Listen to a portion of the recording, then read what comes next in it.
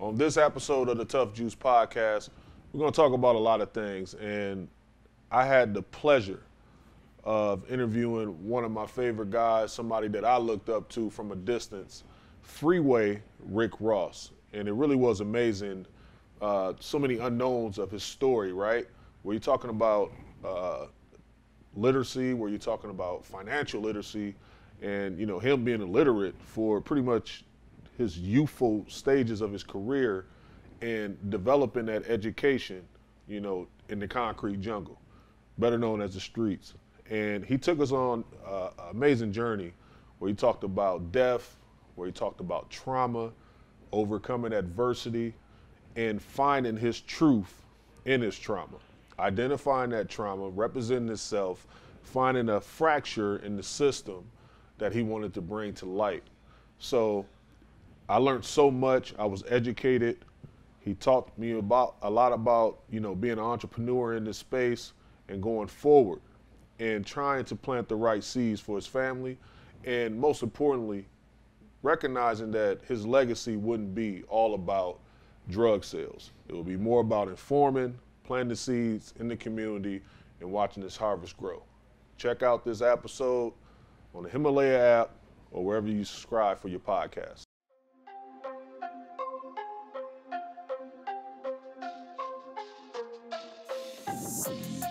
I came from South Columbus, Mississippi, and I know your roots, coming from the farm and everything. So, just talk to us about the beginning of your life, man, and how that transition. Oh man, I remember, I go back as far as Texas. When I was about 3-4 years old, my mom, we had a little small house in the woods, and that was my whole world. I thought that's where I was supposed to be. And about 4 years old, my mom packed up and we moved to California, and my life just changed. I went from a country boy to a city boy, and just starting to learn the ropes of California, what was going on and how it was. And I can remember when we moved out, was right during the Watts riots, and for me to see the Black Panthers, I never saw Black Panthers before. I never saw the Us. I never saw a National Guard. I see these guys riding down the streets in army tanks and military gear, and I do understand that there's a fight going on. Did you understand the why? Kinda. Yeah. I kind of understood that that the Black Panthers was fighting for our rights. So that because I'd experienced black and white bathrooms and black and white fountains. I experienced that coming out of Texas. They still had the separation even in the 60s. I don't know if it was legal at the time, but they still had them. So I understood that the Black Panthers was fighting for us to be equal, to be treated just like everybody else. I can remember they had a march, and my older brother, they broke his nose. The police broke his nose. So I had started to have a dislike for the police at a very young age. Even before I'd ever had any experience with the police, they had already put in my mind that the police was against us because my brother was my hero. That was my big bro. He couldn't do no wrong, and then for somebody to put their hands on him, made me mad. I don't like them either. Straight up. What were some of the things that you was excited about, though, as a youngster? For me, it was always, walking to the park, playing, watching the OGs hoop, playing for big money, little money, whatever the case it was. Well, when I was young, I used to collect marbles. I can remember in elementary school collecting marbles. I used to love to shoot marbles. Matter of fact, I got kicked out of a Catholic school for fighting over marbles. Man, me and the guy was shooting marbles, and I won, and he grabbed his marble and took off running, and I ran and caught him. You gonna give me mine? Yeah. Gotta come on, man. Yeah, so I was passionate about marbles, but I know that I've always had this little entrepreneur spirit in me. Where I always, I guess, because when you grow up poor, you have a different perspective about money. When some people are coming up and they have money don't really mean anything to them. But when you're coming up in an era where your family don't have money, you know, like me and my mom, when we moved out here, we were sleeping on one of my aunt's couches, and we did that for about probably about a year, you know, and I understood that without money, you couldn't have the necessities of life. That's deep. It really is. And can you talk about? I know it's a story that you shared with me, and I hope you don't mind me sharing. But dealing with the trauma at a youngster watching, you know, death in front of you, you know, with your uncle and everything. What was that process like? And you know, just the healing process of that whole situation. What was that like for you? Oh man, dealing with the death of my uncle was dramatic because my uncle had became like my male figure in my life. You know, my brother Dave, he didn't come when we moved to California first. He didn't come to California with us. Okay. He stayed back with my dad. So my uncle had started to become that male figure in my life that I looked up to and that I respected, and to see my mom shoot him right in front of me, you know, to hear him gasping for air was traumatizing to me, and the fact that my mom went to jail. So now I'm in a city by myself. You know, I mean, even though I had uncles and aunties and stuff and cousins that was here, but I really didn't know them. You know, my mom was like my support. You know, like that was my whole world. And you know, when I was writing my book and I thought back, you know, it was at a critical time because it was like 5 years old, like right when you get ready to go to school, and to be dramatized like that could be why I never learned how to read. Because you know, I never learned how to read, and I believe that was during the time that you should be learning ABCs, the sounds of your words, and to be dealing with my uncle just getting killed and now my mom being gone. You know, I don't care about no school. I don't care about none of this. I want to know when my mama coming back. You know, when will I be able to be around my mama again? And you know, for a young kid, it could be dramatizing. And I didn't know, you know, at the time, you know, you don't really know how this is going to affect you for the rest of your life, but those type of situations affect you all your life. You some of those situations you can never get over. You know, it's like post-traumatic, syndrome. How did you fill that void during that process? Because I know you love tennis, and people will be like, man, African American, look, a black man playing tennis. You know what I mean? From the hood. Like, how did you fall in love with that? Oh, man, tennis was something else. Man, I stumbled into tennis, right? We were on a tennis court, man, about 10 or 15 of my partners. You know, we had our own little group. We wasn't no gang or nothing like that there, but we probably could be mistaken for a gang, though, you know? Because we all was together. We ran together. We went to school together. We rode bikes together. You know, we was together, but we wasn't going around doing no fighting, and you know, we wasn't saying cuz or blood, none of that stuff. We didn't wear the club. We probably wore the colors of our neighborhood, you know, because that just goes with the territory. You know, you say the words, you know, and I'm sure we said the words of what the Crips would say because that was a neighborhood, but we wasn't a gang though.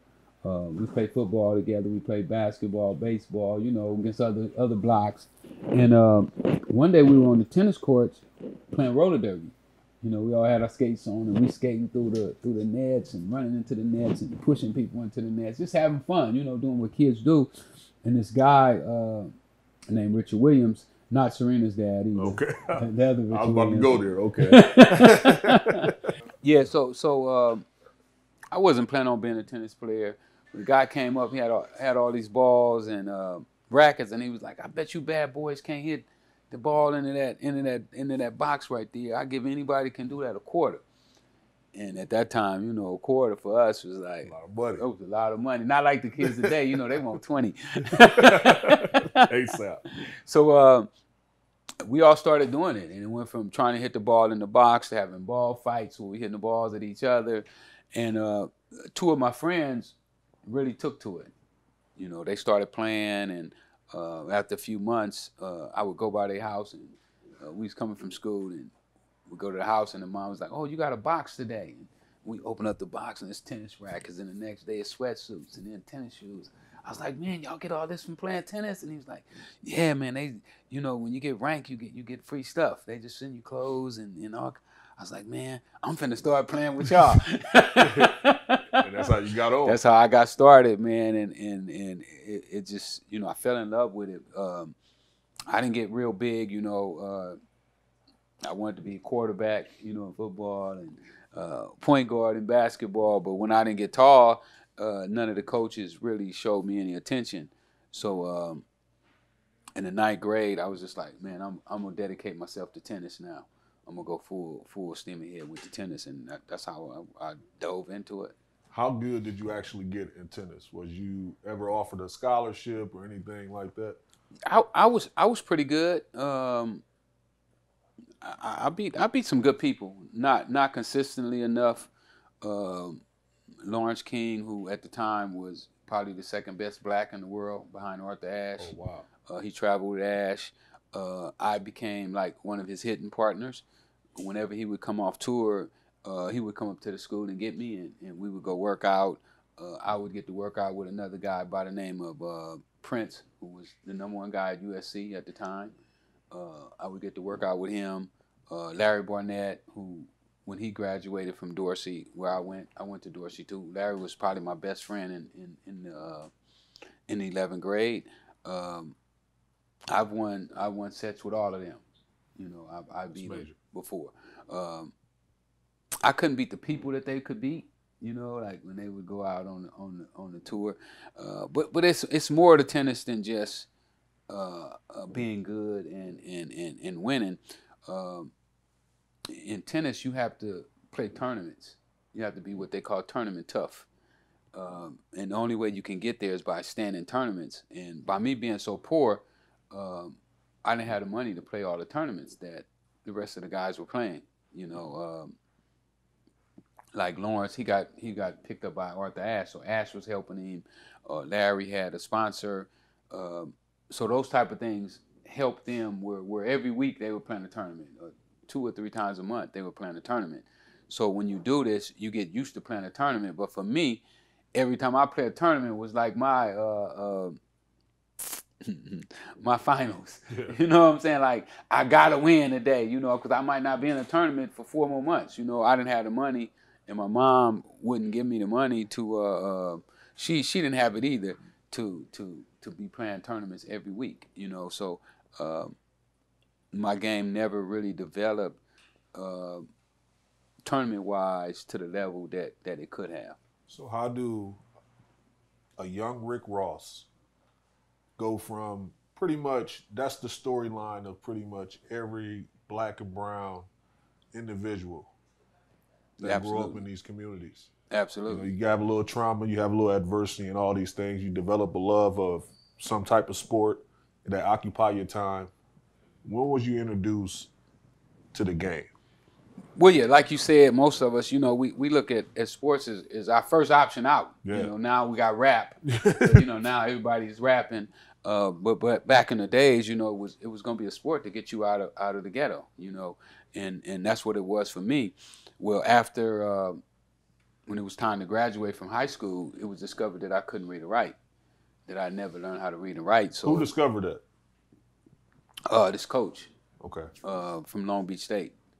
When we was talking about me coming there playing on the team, and I played a tournament against their #2 guy in a tournament, and I won a set off of him and did real good in the match. And he was asking me where was I going to be going to school at, and if I was interested, you know, by me living in L.A., would I be interested in coming there? And I went out to the school and practiced with the team a couple times, but then it was discovered that I couldn't read or write, and he explained to me that there was no way that I would be able to go to his school without being able to read and write. So that kind of like squashed all of my ambitions to go to college and be a college player. So I turned back to the streets. I went back. I lived in South Central, but I didn't really stay in South Central. You know, like in the daytime, I would be on the tennis courts over in Rancho, and but now that tennis was over, I find myself back in South Central every day, and I'm starting to do what everybody in South Central is doing. You know, I want a low ride now. You know, we chasing girls. You know, not doing everything that they're doing, but some of the things. You know, because they drinking at this time, smoking weed. Some of them smoking PCP. So I didn't get back into the hood that deep, but I was back over there. I'm hanging out with guys I went to junior high school with, and not guys I've been playing tennis with. Because, you know, all my friends that I played tennis with was San Diego State, Fullerton, Irvine, Santa Barbara, all of them at major universities. And now I'm hanging with a class of people who are probably going to prison. Immediately. Yeah. So did that change your, like, perspective on everything? Like, all of a sudden, I'm trying to go down this collegiate path, and which brings me to this, too. I got to rewind for a second. No one recognized or understood that you couldn't read or write until you was about to graduate from high school? Yeah, exactly. Like, how does that happen? Like, no one identified that problem. I don't know. You know, I wrestled with that, and you know, and I tried to figure out what happened. You know, at one time I felt I was dumb and stupid.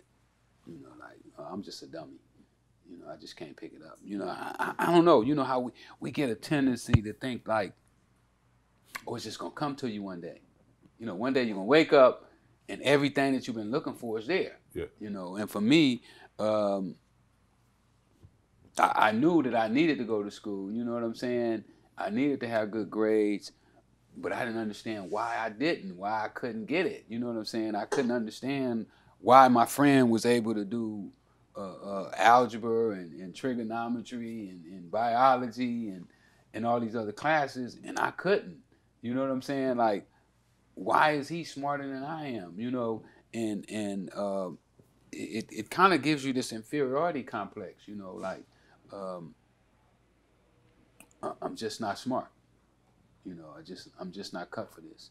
You know, nobody ever sit down and told me that the same way I worked on my tennis game, I had to work on my schooling.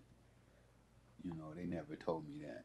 Did you always feel like you processed information differently, though, even as a youngster?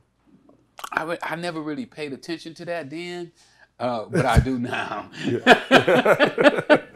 So you know you're different. Like, you retain information differently, you recite stuff, and you put it out there different. Absolutely, absolutely. But at the time, you know, when we're young, we think we know, yeah, but we really don't be knowing. You know,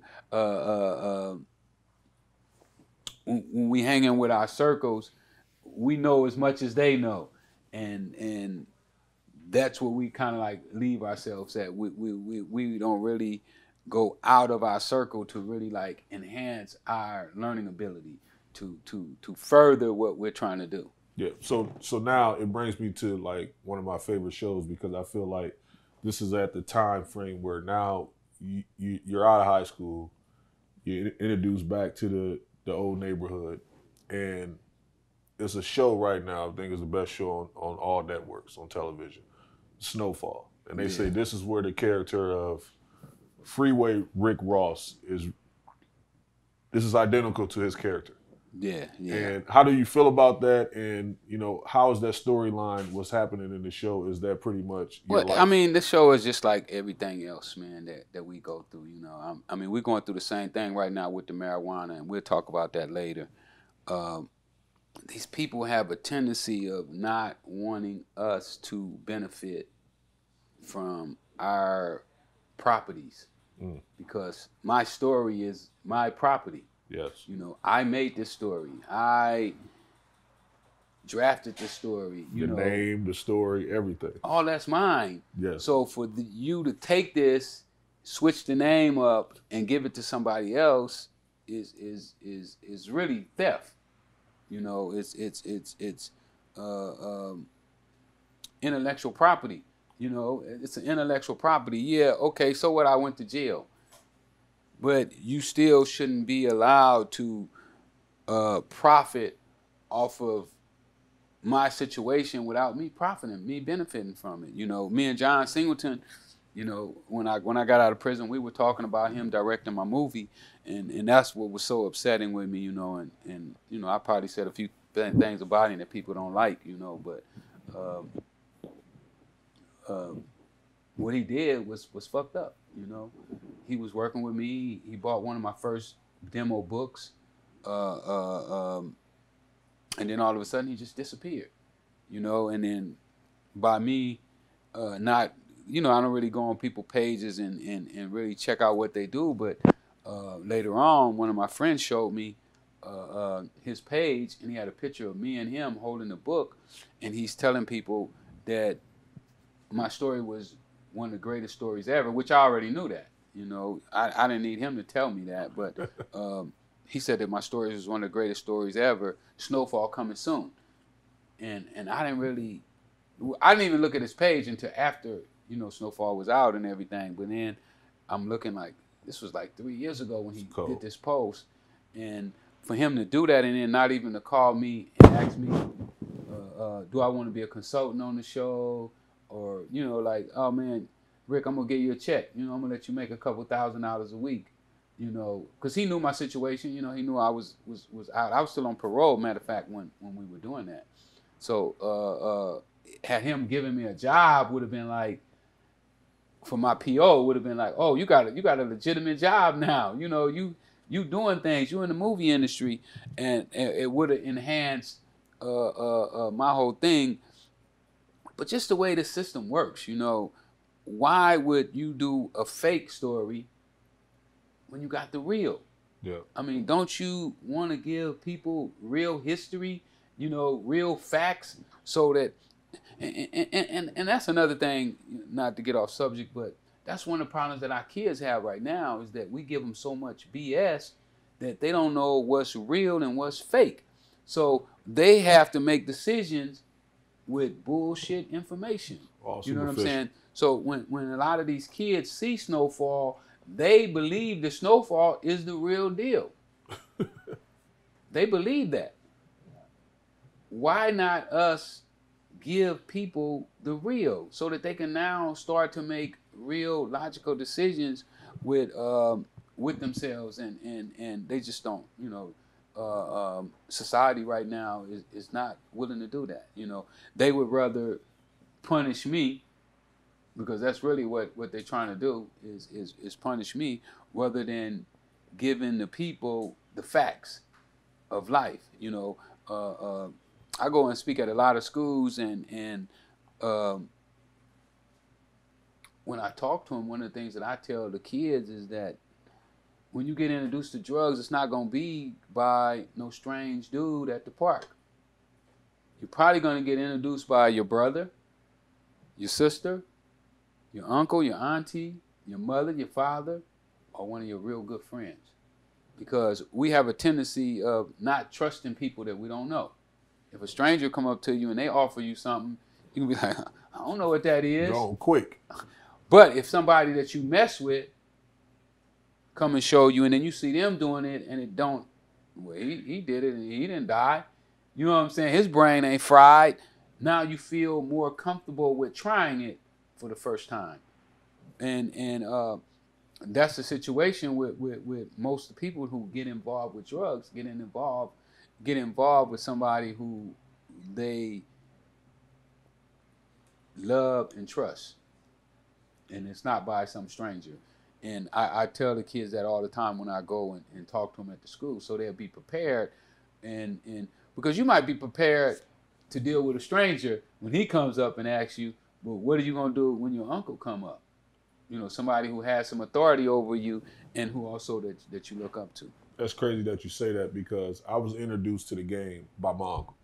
You know, I remember, you know, he was coming in with garbage bags of bread and shit, and I was like, hey, Unc, man, like, grab me a pair of Jordans. And, you know, because that was the thing. Jordans, it was, you know, 84, 85. Yeah. Nikes come out. You know, I'm like, damn, I need them Jordans, the black J's. And he was like, shit, he gave me some shake. He was like, you go get it. Yeah. You know what I'm saying? Go like, get your arm. You go get it. And I was just like, what the fuck am I supposed to do with this? But I hit the block and I figured it out. So That's how I was introduced to the game. And he was giving you what he had. Yeah, he was now, like... he felt like he was giving you game. He felt like he put me on. He put you... he did in his mind, because sometimes we put the people on with all we know. Yeah. Like, I love you. I really want to help you. This all I know. This all I got. Yeah. So I'm going to give you what I got. Now, is it good or bad for you? I really don't know. You know what I'm saying? I made a mistake by putting you on, but he felt that he was doing the right thing by showing you how to hustle for yourself, fish for yourself, basically what we call it. Yeah. You know what I'm saying? I ain't gonna feed you. I'm gonna teach you how to fish and feed yourself. Yeah, he thought he threw me a lob, and I tried to dunk it, but shit, I kind of regressed in that process. But you understand the concept. Hey, I totally understand. It happened to you. Yeah, it happened to me. And that, like, when was your introduction to that? To the game? I mean? Yeah, to the game. One of my big homies. Somebody I love, like I was tighter with my homie than I was with my brother now. Because my brother was gone. He wasn't around, but my big homie was there. And he was like my big brother now. You know what I'm saying? He was that brother that wasn't there no more. And when he called me and showed me and told me he needed help, you know, I was with it. I started out selling cocaine just for him. I wasn't. So you weren't even doing it for yourself? I wasn't even trying to make no money. I didn't know no money was in it. I mean, he told me it was, you know, oh man, it's the new thing. It's going to be a lot of money. But I wasn't really tripping on that. I was like, oh man, I just want to be with you. You know what I'm saying? I just want to be hanging out with you, man. We good. That's amazing. And then I got so good at it, though, because I fell in love with it. And I no longer had tennis to be in love with, you know. So now I'm starting to fall in love with the game. And, you know, once you start making that money, man, it gets even worse. Was that your second love? Like you said, your first love was tennis. Like you really loved tennis. Yeah, was the game your second love? I loved the game. What did you love about the game? Oh, man. I mean, the first thing is that it got us out of poverty. Yeah. You know, we no longer, nobody in my family needed nothing to eat no more. You know, no more hungry days. You know, no more roaches and rats running through the house. You know, as soon as I got money, man, my mom, she went on vacation. When she came back, I totally remodeled her house. I fixed all the broken windows, new carpet, new kitchen sinks. Just like that. And cabinets, and, you know, put a washroom in there with brand new wash and dry, new refrigerator. When she came home, she didn't even recognize her house. Wow. You know, I totally redid it. You know, I overdid it. You know, I put like $100,000 in the house. In an area where the house is like $60,000. But you know, we live and learn, man. We didn't know no better. You know, I'm young. You know, I ain't but 22. You know, I'm a young dude. You know, I ain't never had a house. I ain't never had a house remodeled. You know, I don't know nothing about this stuff. I'm learning as I go. I don't have nobody to teach me. You know, all my big homies, now my big homies is looking up to me. You know, now I'm the one giving out the information. So when that transition happened, and it's crazy you mentioned that. So, like, I think that, and I could be wrong, but I think that your consistency in that space, it really, like, the tennis helped you in that consistency. Oh, absolutely. Well, you know, tennis is how I based my whole career was based on tennis. Match point. I took the same principles from tennis and implemented them into the drug game. And that's where I had an advantage over the other guys who were already doing drugs, but they didn't have that discipline. They didn't have, you know, like with you, you know, when you go in the gym and you're shot off, you got to shoot that thing 1,000 times. Yeah. Get that thing right. Same thing in tennis. Your backhand ain't right, you hit it 1,000 times. The same way, over and over and over and over and over and over, and try to get the kinks out, find out where your wrist is missed at. You know, I'm twisting that wrist here. Let me correct that. I'm going to correct that. So in the game, I'd use the same principles. If I make a mistake in the game, I try to figure out how do I correct it. Then I would analyze the guys who are already in the game, and I would try to see what mistakes are they making so that I don't make that same mistake. So all of a sudden you move, like you said, you know, you're taking care of your mom, and, you know, your game is leveling up. And now the homies that was your big homies, you're kind of leading them now. I'm the leader. I became the leader of my whole neighborhood. You know, everybody in my neighborhood following. How long did that take? About a year. That fast? A year. Yeah, it happened fast. Rocket success. Well, you know, at that time in our neighborhood, a good job, you know, a job that I would have killed to get. You know, if they would say, hey, man, you know, like Scarface say, you know, oh, a green card? Or I carve him up real good for a green card. Slice him. Yeah, I slice him up real good. One of them jobs, I'd have sliced him up real good for one of them jobs. So, you know, like Todd Shipyard, they making like $400 or $500 a week. In the cocaine game, I probably was making $3,000 or $4,000 every day. So my level of success was starting to dominate everybody around me. And when you have that type of success, everybody clings to that success. You know, they want to be a part of it, and they want to be around it. How do you manage that? Because functionally, they say that you're illiterate. You're illiterate still. So how do you manage that? Well, you know, I've always been kind of like a leader. You know, I played quarterback on the football team. You know, point guard on the basketball team, pitcher on the baseball team. So I've always been with my crew, kind of like the overseer. You know, so all I did is when I got bigger and the other people who I used to look up to started to look up to me, then I just implemented them into my game plan. And the main thing is that I wanted to see them be just as successful as I was. Yeah. So if somebody looked at the picture, they didn't know who was winning. Everybody was winning. Everybody, right, they didn't know who the boss was. That's why the police couldn't catch me. Yeah. Because they wouldn't tell who I was. And you know, when they saw me, I didn't look no different, you know, because I wouldn't wear no jewelry. I didn't have no big cars. I didn't want to be overshadowing everybody else. Was that by design? Yeah, absolutely. Absolutely. It first started, the low-keyness first started because I know that the police, well, really the first one started with my mom. Because when I first started having money, she didn't know. You know, she didn't know that I was selling drugs. So I didn't want her to know. So I wouldn't go out and buy like fancy clothes. And then when I started buying clothes, what I would do is I would leave the house in one pair of clothes and then I'd go somewhere else and put on some other clothes. And then when I come back, but I got, you know, so big that I couldn't hide it from her no more. You know, she finally peeped game. But that started to be part of my pattern. And I also recognized that when you live like that, it makes your money grow as well. You know, like my other guys, two guys, I talk about it in my book too. When I started selling drugs, they had already been selling. One had been selling PCP and one had been selling weed. And they already had money. My rough estimate that they, at least both of them probably had 20 grand. And I started to understand in the cocaine business that the more money you had, the cheaper your price would get and the better it would be for you. So what I did is I go to both of my partners, you know, they was older than I was, and I started to tell them about what I was doing in the cocaine business, how much money I was making.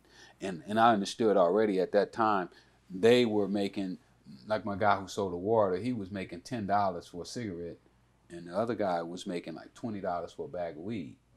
So when I go to them, I was like, look, y'all doing good, but y'all ain't touching this cocaine money. I was like, every time I sell a bag of cocaine, it's $100 and up. When you sell something, it's $10. When you sell something, it's $20. So if y'all got involved with this, then you would be getting $100 licks every time that you came on board. So eventually they both came on. And I would have been their worker. I would have been working for them. But what they did is once they started making the cocaine money, the money started coming so fast, they went and bought brand new cars. Both of them went and bought brand new cars right around the same time. And I didn't. When I got to $16,000, I went and bought me a half a pound of cocaine. And that move turned them into my workers. It's crazy. And they got so big that I used to make so much money off of both of them, just one of them, that it would pay all my bills. And I mean, it was just crazy, you know. Like, say, for instance, with myself, when I started one day, I'm making $2,500 a day. Then next week, I might be making $5 a day, and 10 a day. With A system went the same way, because I was showing them how to set their system up. And, you know, one of them got up to, well, he would spend $1 million sometimes. You know, so my cut out of $1 million might be 200,000.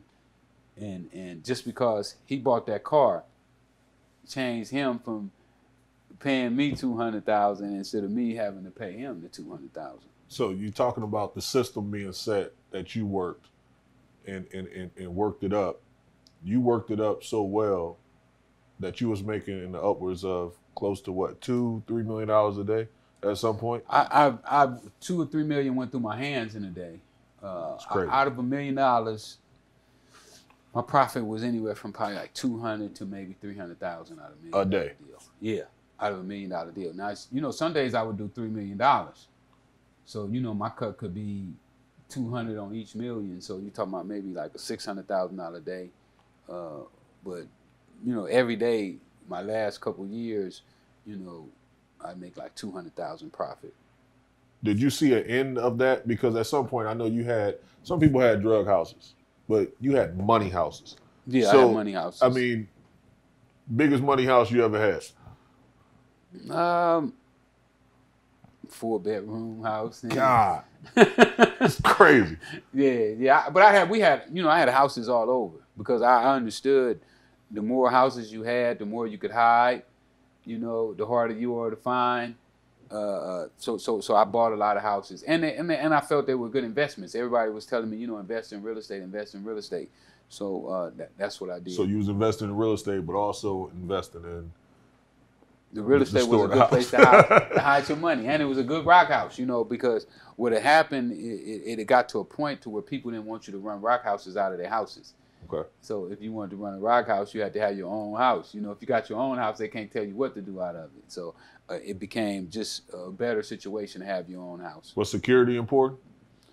Yeah. I mean, we secured our places, not necessarily from jackers, but more from the police. The police had become crack thirsty. You know what I mean? Like they looking for crack dealers. That had became their number one goal, their number one mission, in life was to bust a crack. The same thing we was talking about with the marijuana stuff. Why blacks was 8 times more likely to be arrested than a white, because the cops wanted crack dealers, and that's where they focused their energy on. What was your biggest fear? You at the height of the game right now. You got the houses, you got everything, your infrastructure's together. What was your biggest fear? Going to prison. Going to prison. Mm-hmm. Knowing I'm going to prison. You knew you was going at some point. I know I'm going, but I'm scared to go. Yeah. And then when that day happened, do you remember that day? Yeah. What day was that? I don't remember the day, but I remember the incident. I quit selling drugs. I retired. You was out the game. I was out the game like a year and a half, and I'm at one of my apartment buildings. We're pouring concrete, and I still have my guys with me. Keep me surrounded. Yeah. With my guys. And one of my guys came up. He said, "Man, some narcs just passed by." And I was like, we ain't doing nothing. We cool. And then about 5 minutes later, I heard doors popping open. Bam, bam, bam, bam. And, could hear the footsteps. Pop, pop, pop, pop, pop, pop, pop. And he said, "Man, they coming. So I was in the concrete with my rubber boots on. I jumped out the rubber boots, kicked them off, took off running, jumped the fence. They shooting at me. Bang, bang, bang, bang, bang, bang, bang. Oh, so they shooting at you while you running? Yeah. So I get away from them. And I'm up in the house hiding. This dude had his door open, so I go up in this dude's house. And, I throw him a couple $100, man. They gonna kill me. I tell them the police gonna kill me. He's like, all right, man, just chill out. And they surround the whole neighborhood. I hear the helicopter, come out. They open the helicopter car and tell me, come out. And I'm on the phone trying to get my lawyer, like, man, come over and get me, man. I'm scared, they gonna kill me. So finally they know what house we in now. I know they know what house I'm in. So I tell the dude, I was like, man, you better go out, man. You don't want to be in here. You're gonna be in trouble. So he go out, and then about 30 minutes later, they come in. I hide in the closet. So they tell me come out the closet. So I come out. They handcuff me and then let the dog go crazy on me, man. All these scars in my face. That's when they hit me. I was handcuffed when they did all that. All this here. They did all that while I was handcuffed. Then they let the dog bite me all in between my leg. It was crazy. It was like, this is justice, you know, like this how you get justice, and it was just, you know, it was retarded. You know, I couldn't believe that that they took it so personal. Of you just being what we would call successful on the streets at the time, but they took that personal to catch you, one, and then two, to do punish harm me to as you. well. During the process. They really sentenced me on the spot. You know, they was the judge and the jury. I really got sentenced twice. You know what I'm saying? Because they beat me bad that day. I stayed in the hospital about 3 months behind that. Oh, really? Yeah, I was in the hospital about 3 months. Couldn't walk for a while. My leg, this leg here, got a gash in about that big with a dog, like took a chunk out of it. And what they did is they hid me because they didn't want nobody to see, you know, what they had done to me. So what they did, they hid me. I went to a jailhouse doctor and he put staples and stuff in my leg. And it was only when I went to court and my lawyer was able to get the judge to allow an outside doctor to come in and see me to help me. My leg was bad. My leg was catching gangrene. It was bad, man. The cops, they was something else, man. They was renegades. Man. You know they got indicted too. For that? This, planting drugs, stealing money. I mean, you know, they was like, they was worse than us. You know, they was worse gangsters than we were. Because they would go out and say, for instance, they would raid your house and you might have had 40 kilos of cocaine. So they don't need the whole 40 to nail you to the cross. You know, we only need 20. So we take 20 of them 40 you had, and we're going to give them the Rick. Right, you ain't going to say nothing because you glad they only charge you with the 20 instead of the 40. So they would take the other 20 and then plant them on me. And redistribute. Yeah. So when, you know, going through all that was like, this how the game played, you know what I'm saying? Like, not only am I going to be charged for what I did, but I'm going to be charged for things that I didn't do. And they took me to court, but you know, I outsmarted the police on that one because I hired a private investigator to investigate the police. And what I was able to do was get about 150 people that they had did the same thing to. And we all got together and eventually the cops got indicted for stealing drugs and money and lying on witness stands and false search warrants and just a whole array of stuff, man, like you wouldn't believe it. Where did that education come from? Because that don't sound to me like someone that's illiterate. You know, I've been getting taught by the street. You know, the streets have been teaching me, and that's the other thing that I found out, that I wasn't teachable. It's just who was teaching you and how was they teaching you. Like you said, some people learn a different way. You know, like my big homie, they taught me how to work a triple beam. You know, like I didn't know I couldn't work a triple beam in science. You know, the science teacher didn't teach me how to work the triple beam. I learned the triple beam on the streets. You know, I didn't learn about grams and tenthograms and kilograms and all that in science. People on the street taught me that. And the reason I believe that they were able to teach me is because they had love for me. And I saw that love.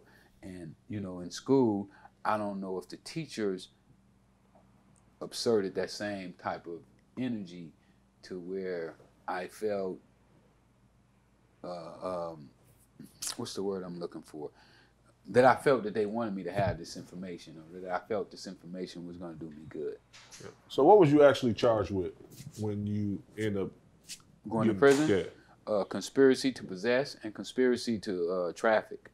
So caught with nothing? No, never caught with drugs. No, the closest they got me with drugs is when Danilo Blandon set me up. They had the drugs. You know, they were going to sell me the drugs. Like when I got out of prison, he came to me and he started offering me drugs. You know, oh man, you know, I got 700 kilos of cocaine and I need you to help me get rid of them. And the way I look at it is what they did to me is like they were dangling this carrot in front of me, and until I broke and said, yeah, okay, I'll help you get rid of these drugs. That was 100 kilos. Other than that, they never caught me with no drugs. So how did you like pivot? Because I know that they was trying to give you a life, like you No, was they a gave me career life. criminal. No, they gave me life. They gave you life, Yeah, they gave and me they life. said that you was a career criminal. Career criminal, 3 Off strikes, one 851. 851 is what it's called that they charge you with, and it's the same as California's 3-strike law. And the way that works is that if you have 2 convictions of the same thing, and then the third one will get you a life sentence. So when I got arrested, they had been looking for me all around the country. Like 4 or 5 different states had been, investigating me and so forth. So when I got arrested, they just started taking me from state to state. Okay, you got to go to Texas. Now you got to go to Cincinnati. You got to go to St. Louis. So they take me to those states, and then once the first one convicted me, and the rest of it, they were running time concurrent, where I wasn't tripping. I'm like, okay, I ain't gonna do no more time, so I just plead guilty. So once they had those convictions, when you get the third conviction, now they can give you a life sentence. So in my case, I'd only been to prison 1 time. Even though I had pled guilty to 3 cases, it was still only one arrest. I'd never been arrested before that. So what I showed them is that a person can't become a career criminal in 1 day. You have to go to prison. You have to commit a crime, go to prison, and get out. Then commit another crime, go to prison, and get out again. Then you got 2 convictions. Who discovered that in your case? I did. So someone that's considered illiterate goes to prison and finds the glitch in the system that you discovered and you brought it to light. Well, the way I look at it is, it was a necessity for me. It was almost like why I started selling drugs. I started selling the drugs out of necessity, not out of, and I did want to be successful too, but it was out of a will to want more for me and my family, not just want to just be a high-sider. So when I started reading law books, it was out of necessity. I had to get home. I had to get home to my family, and I had to do whatever it took. It meant learning my ABCs and learning how to sound my ABCs out, and that's what I did. So you're talking about when you was in the game, and then we're going to pivot to where you at now and what you're doing. How was you diversifying and building your legacy when you was in that space? Was you investing in real estate, what you said you was? What other things was you trying to do already? Well, when I was in the dope game, I was looking to get out. I don't know if you remember the movie Superfly. Yeah. That's my movie. Cold, one of the baddest movies ever. That's my movie. Classic. So I was bailing my career around what he did, how he got out the game. Yeah. So I was trying to get out. When I went into the game, I was going in to get out. Yeah. No way I was going to stay in because I already had an exit plan. He gave me my exit plan. Get in, get out. So I didn't want to stay in the game. So I had already started like buying businesses, beauty salons, car washes, tire shops, messing with the record business. I gave Otis Smith the money for Anita Baker's first record. I heard that, and I was about to ask you that. Like how crazy is that? Like a platinum selling artist, and you was already. Well, you remember when I told you about my other guys having sponsors? Yeah. Well, Otis wasn't a sponsor for me, but he was kind of like a sponsor for me because he would give me $20 to go play tennis with his son. He would buy me tennis shoes. He would buy me rackets. Things that if he hadn't done, I would have been out of the game. You know what I'm saying? If he wouldn't have bought me rackets, it was times that he bought rackets. If he wouldn't have bought that racket, I wouldn't have had a racket for maybe 6 months, a year. Oh, crazy. So I had a love for him that was like, my dude. Like, this dude took care of me, man. And how we hooked back up was in Santa Monica, and somebody jumped on him, and I happened to be there. And they shouldn't have did that. They would never do that again. And it was on. It was on. Oh, yeah, that's my man. You going to hit my man in the eye? My man in front of me? Oh, no, you ain't going to get away with that. So, and then me and him got to be tight. And then once we started hanging out, he started telling me about what he did, because all the time that he was doing this for me, doing I played tennis, I never thought to ask him like, man, how you get a convertible Rolls Royce? A black man in the 70s with a convertible Rolls Royce, man, what are you doing? You know, I never asked him. You know, I wasn't smart enough to say, you know, what are you doing? You know, can I join you? So it was only when this incident happened that I found out he was in the record business, and and I wanted to get in the record business. So I was doing records, building houses. I used to build houses too, apartments, motel. I built the motel. I had motels. What else? Theater. Yeah. So I was trying to diversify, and you know, I'm always trying to do good in the hood. You know, at my height, you know, I had a guy, and his job was to give out money when we go around. You know, people come up, and you know, oh, this happened, my rent due, and they repoed my car in the impound. My son in jail, he needs some money. So, you know, I took care of all that stuff. You know, I felt that was my obligation to the hood. You know, I didn't really look at it like a lot of guys right now. You know, they look at helping people as like being extorted. Yeah. You know, I didn't really look at it like that. I looked at it like I was in a position to help, and what good if you can't help? You know what I'm saying? It ain't no good to have money if you can't help your family. That's real. So where are you at now? Like when you talk about, you know, your all the stuff that you're into, like ranging from your book, your documentary, and all the seeds, even your educational side of things. What you doing? I heard you was teaching classes and stuff like that back. Yeah, I taught at school and Watts, man. I went to this. I hooked up with this guy. I can't even think of his name right now, but I met him at UCLA. I was speaking at UCLA, and he asked me if I would come to his school and speak to the kids. And I told him that I would love to do that. Because one of the ideas I had when I got out of prison, and I thought that it would have flowed, because I believe that I can take any kid 12, 13 years old that'll listen, and I can show them how to become millionaires. And I had the idea, and I pitched it to BET. We got all the way to the president, and they turned it down at the last minute, where we were going to put like some kids that was about to go to jail, get them and put them in a house where they'd have all the food they wanted, and no worries. You know what I'm saying? Like, you ain't got no worries. Ain't nobody going to be beating you in here. You know, you ain't got to worry about no gangs. All you got to do is stick with this program, follow these principles, read these books, and we're going to help you get your life on track. But anyway, they killed it at the last moment. But I'd always wanted to do that. So when the guy asked me to come over to the school and teach, I was like, oh yeah, that'd be right up my alley. Yeah. So, and we had started a few little businesses. I started a little business with the kids too. We started a t-shirt business. But somehow I think they lost their contract or something, because it wasn't a normal school. It was like one of those alternative schools for bad kids. And I think they lost their contract. But I enjoyed it. You know, I still, every now and then I run into one of those kids and they come up and they say, hey, Rick, what's up? I don't remember, because, you know, when they get older, they start to look different. But they still come up to me, and I loved it. I enjoyed it. I still would like to do something like that. I guess, you know, once I get my money right, I'm going to finance it myself. See, and I love the fact that you do so many things independently, from your books. Saw an amazing documentary about you on Netflix. Yeah. That was powerful. We had to do that out the pocket. You know, we did that on a shoestring. You know, that was not done. Even though they got Al Jazeera on there, Al Jazeera didn't put up no money until the documentary was finished.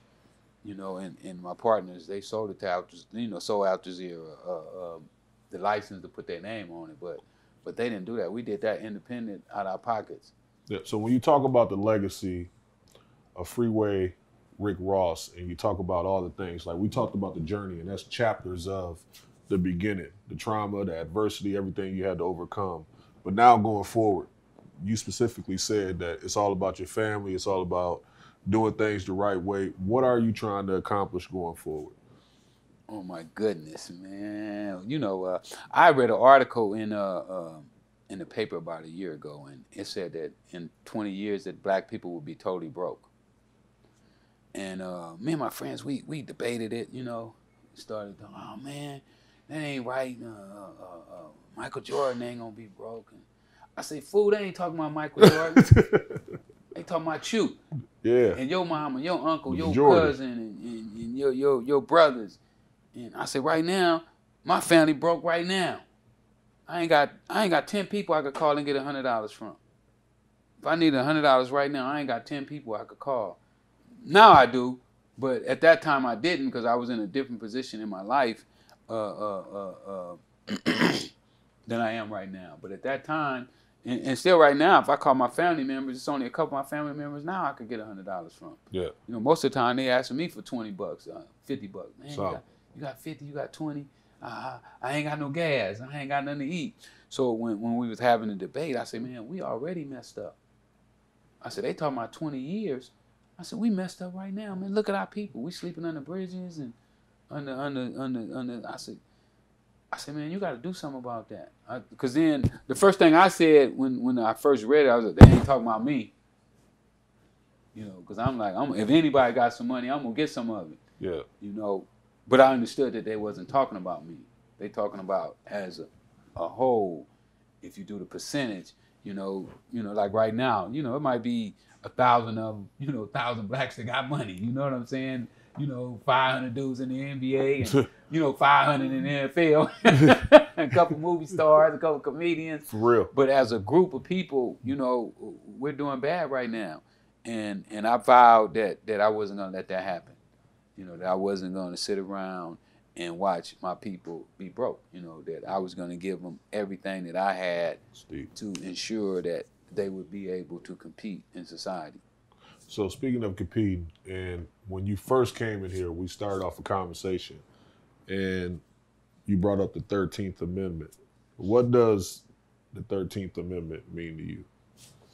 Well, the 13th... You educated me immediately. Well, the 13th Amendment says that if you commit a crime in the United States, that you can be duly enslaved, that you can be incarcerated and made to work during the time that you're incarcerated. And that's the only time that you're supposed to be enslaved in this country, is if you commit a crime. So what happened is society, the people who run the country, they got slick and they started making more crimes so that they could arrest more people. And that's why right now we're the leading person in the world in incarceration. I think we got about 2.5 million people incarcerated right now in this country. Last question, and I want you to really think about this one. What would you say to a 12, 13-year-old young Freeway Rick Ross? Wow. If I could look in his head and I would be like, man, you can be anything you want to be. You got to take that same energy that you're doing that crime with and put that toward whatever goal that you want to do. Because I know now that there has been no industry that I went into that I couldn't dominate if I wanted to. Tennis probably was the hardest one, but I understand now something that I didn't understand when I was playing tennis, that tennis is really it's a tough cookie, and you have to go to levels that a lot of people can't go to. To be the #1 tennis player in the world is hard. You're talking about running 5-6 miles every day, working out 6 to 8 hours a day. And if you're not in a position to do that financially, then you're fighting an uphill battle. And so for me to put myself in that category and use that as my judgment of who I was or who I could be was a little hard. But there's so many other industries that you can go into that you don't have to have that capital up front. You can start off like I did in the drug business with $125 and turn that into $3 million a day. And there's other fields that you can get into to do similar things. But tennis was just so expensive that without the resources, you almost can't make it. Any upcoming projects that you want to talk about, or things that people should be looking forward to seeing? Yeah, be looking for my cannabis product. I'm doing a whole line of cannabis, from flower to the concentrates, the edibles. I'm hoping to win the license here in the next couple of weeks in LA. So I'm gonna have my own store. My store is gonna be crazy. I got some crazy ideas for it. I'm also I'm working on a license in Florida. We're finna submit a license in Florida. We're also working in Chicago. I should be going to Chicago in a couple weeks, speaking to a couple mayors and state senators about Chicago, how to include blacks into the process in Chicago. Here in LA, we're going tomorrow to protest downtown LA because they had a social equity program here in LA, and what wound up happening is out of the top 100, only 4 blacks got in the top 100. I came in at 110, and they have 75 Armenians who got into the top 100. And this program was fixed for people who was affected the most by the war on drugs.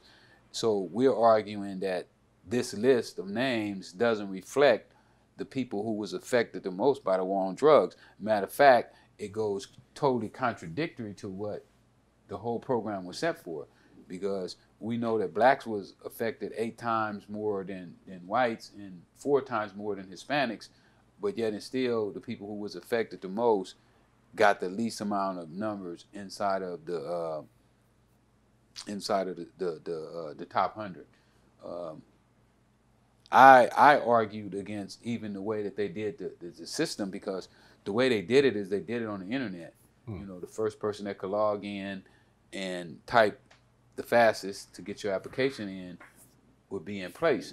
For me, I think that was anti-poor, because most poor people don't even have they don't even have internet, no less high-speed internet. True. And when you're dealing with people who now have bots and all these other things, robots and so forth, who knows the internet, upside down, it gives them an advantage, and the advantage goes against, people from the hood.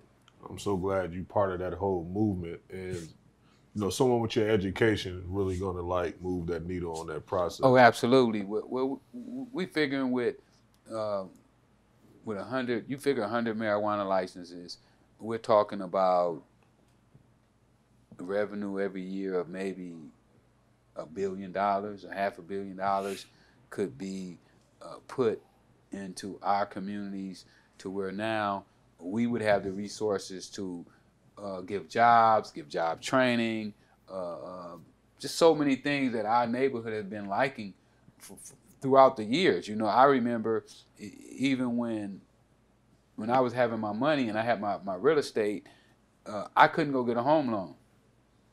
I used to buy my house as cash because I couldn't get a loan from the bank. And I didn't understand at the time that it was a thing called red line. Yeah. It's red. South Central LA was red line, meaning that they didn't loan money in South Central LA. If you owned a house in South Central LA, you wasn't getting a loan. And these type of things have been happening in the black communities since the beginning. And they're still happening right now. Even with the marijuana licenses, what they did is they did what they call a green zone, and then all the rich people just went out and bought all the buildings in the green zone. So now, even though you may come up inside of the 100, you can't get a building because they all bought up. So it's just a perpetuation of the fat cats getting fatter. And our people downtown are taking payoffs, from these people when they should be looking out for the people. But we're gonna put a stop from that. I'm gonna help pick city council members this year, this election. That's major. The city commissioner, I'm helping with that. I'm interviewing. I already start interviewing the people that's running right now. I'm interviewing them to find out who I'm gonna throw my support behind, and they're gonna have to have our best interests at heart. And not only that, but where can we find this? The 21 Keys of Success. Where can we find this? The 21 Keys to Success. You can get it off my website, man. That book The book is crazy.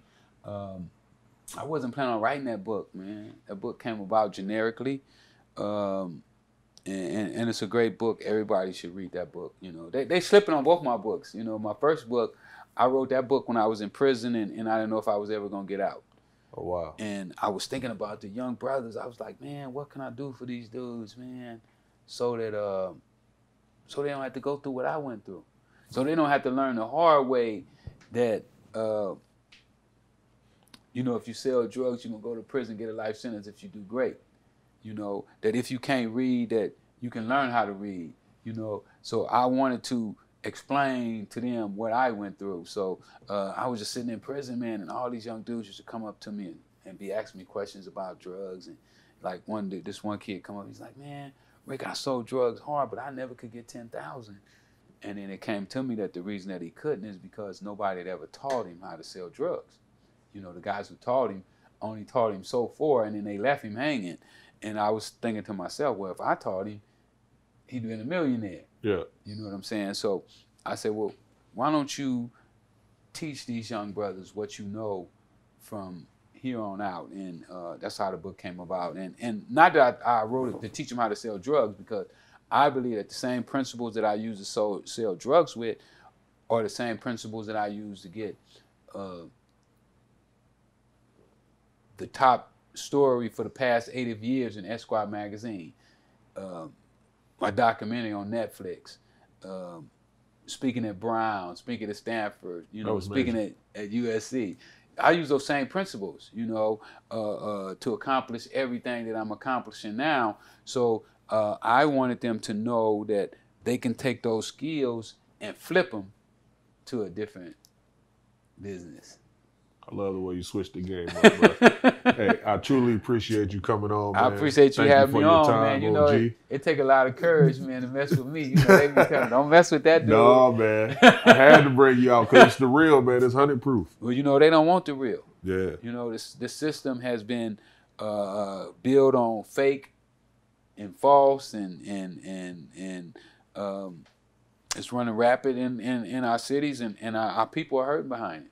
You know, because now they're running around and they don't know what they should be doing because they got so much fake. So, Appreciate thank you for having me here, man. Thank you.